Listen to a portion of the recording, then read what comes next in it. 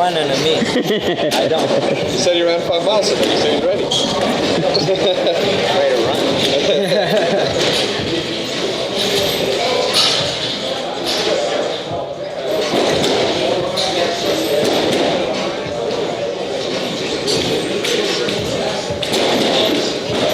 Coach, what do you think about Jessie's hair change? That's the subject. We're still on that subject. Oh no, where's Manny at? You gotta ask Manny that question. Where's Manny? Drastic. Drastic. One word. We thought he lost a bet or something. I think it was just him feeling he was a new man.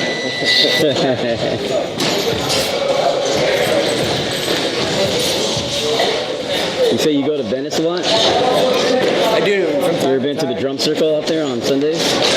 No, I haven't. No, they have a drum circle on Sundays. Oh, really? Yeah, at Venice Beach. I'm gonna go check it out. It's like random people just like taking drums and like pans and buckets, whatever it may be, and just like percussions and just drumming away.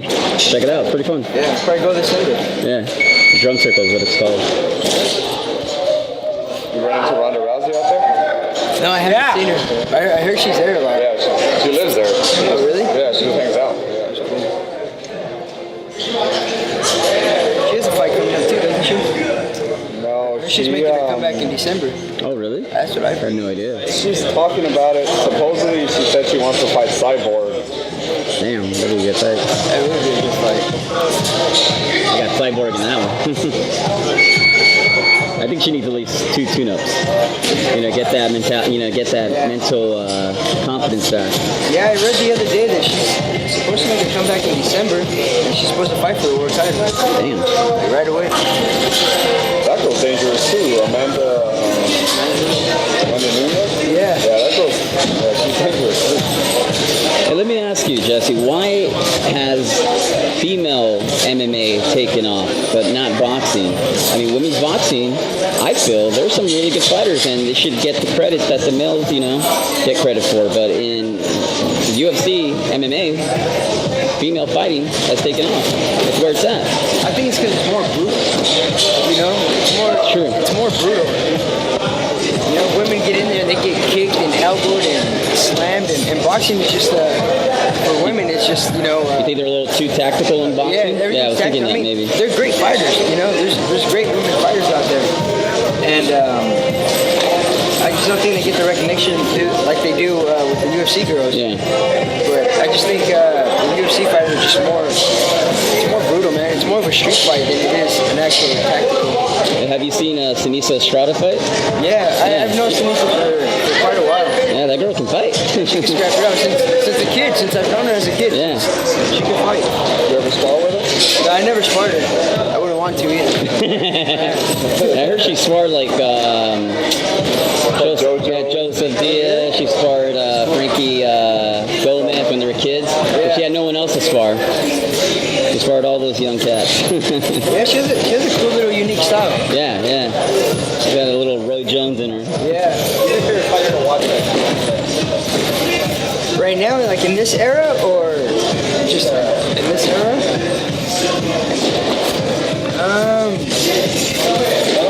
He's looking to become the best. That's his goal right now. Yeah, that's my goal. But He ain't looking at any other fighters. But honestly, who's it out there to watch?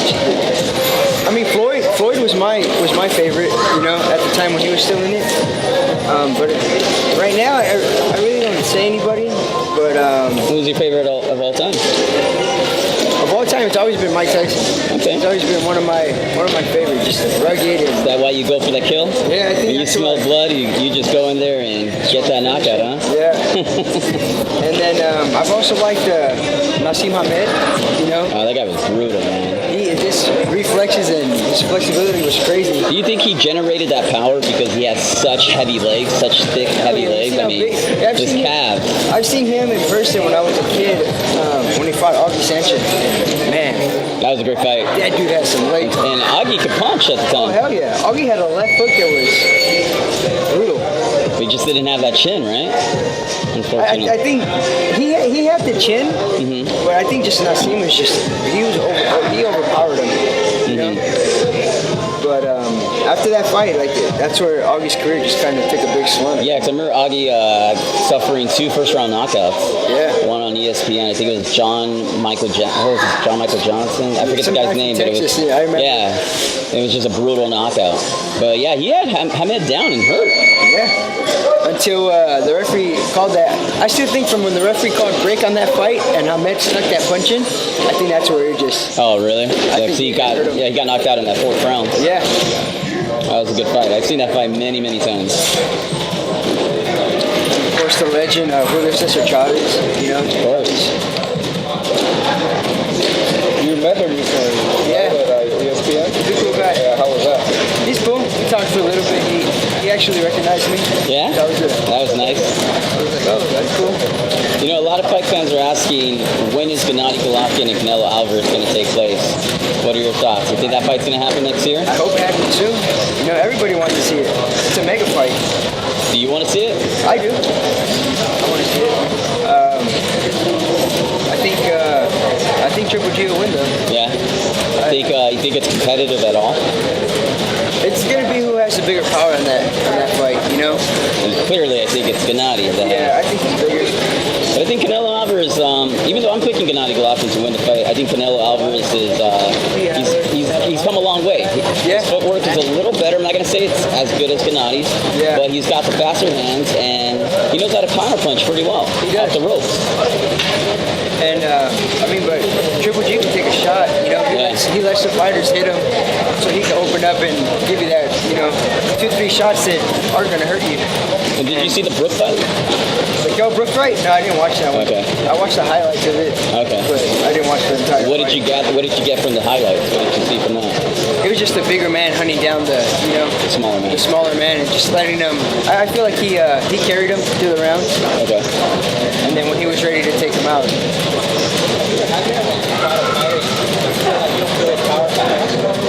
Interesting question. Yeah, I've done that a couple of times. My last fight with when I fought in Arizona, the Filipino guy, he came in heavy, and he absorbed my punches, but towards like the 4th round is when I kind of just started easing off a little bit, just letting him come at me, and it worked, and I set him up for a body shot and took him out in the 7th. Can you recall a fight where you came in and you were not expecting your opponent to hit as hard as he did? Can you remember a fight where you were like, damn, this guy's got some heavy hands?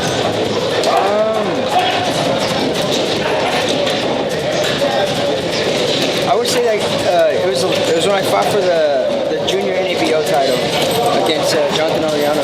Okay. He caught me with a left hook, and I didn't expect for him to have that kind of power behind his punch. I mean, I took it well, and but at the end I was like, damn, he had some pop. He had some pop. You need to keep that poker face, poker face, like. Yeah, you have to.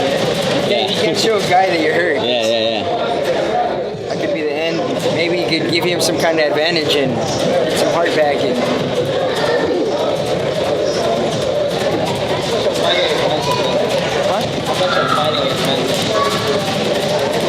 I would say 90%. You have to be mentally ready. 90%. You never know. One punch could change your whole demeanor.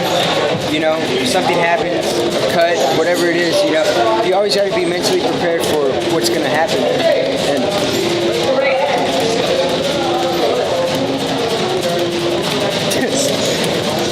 What's that all about? I was right. Gotta be mentally ready, right? You never know. Raise your right hand. Raise your right hand. Wiggle your left foot. I mentally don't tell myself anything. I just know that I'm ready. With the work that we put in and the training ethic and the good environment around here, it puts you in that mental state where your body knows, your mind knows that you're just ready to go. And right now, that's how I feel. I feel strong mentally, and I feel mentally prepared for this fight.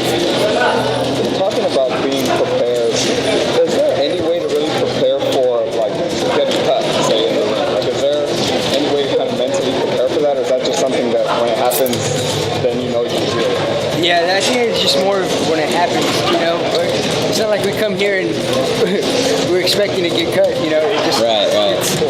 surprise. Just get hit with it, and then you gotta just mentally block it and keep going. You know, like there's been times where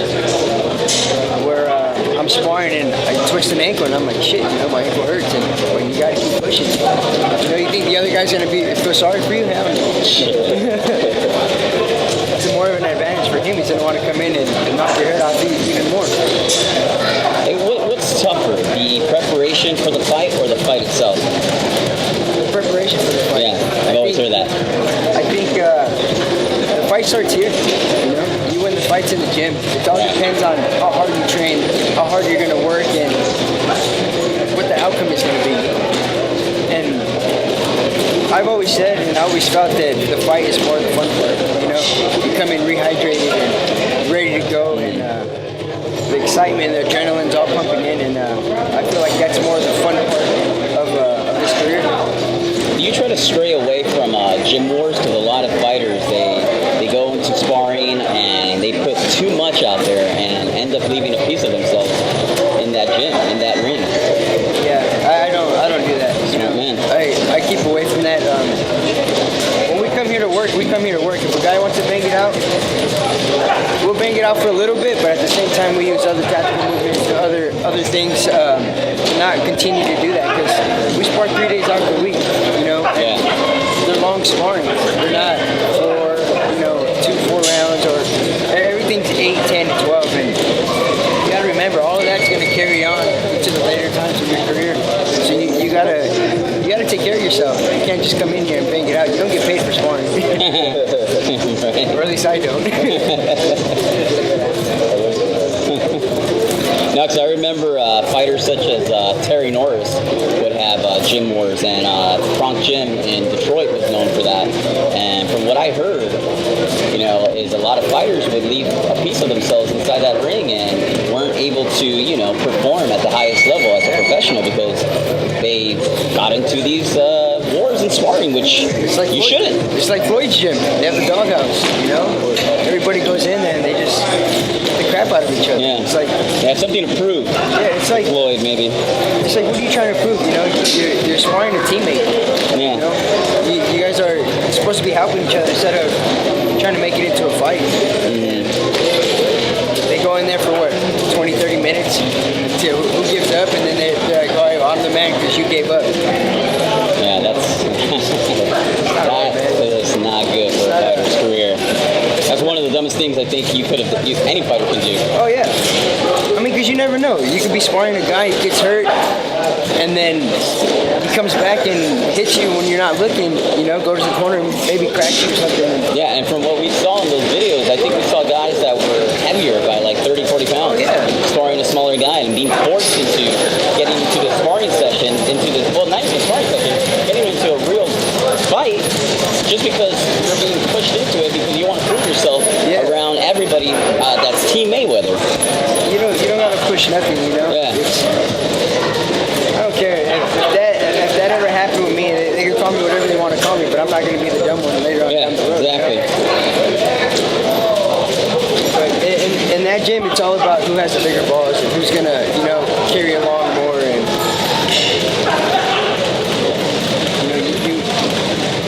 you leave those days for the fight, Yeah. It's not like you're going to fight your teammate and be like,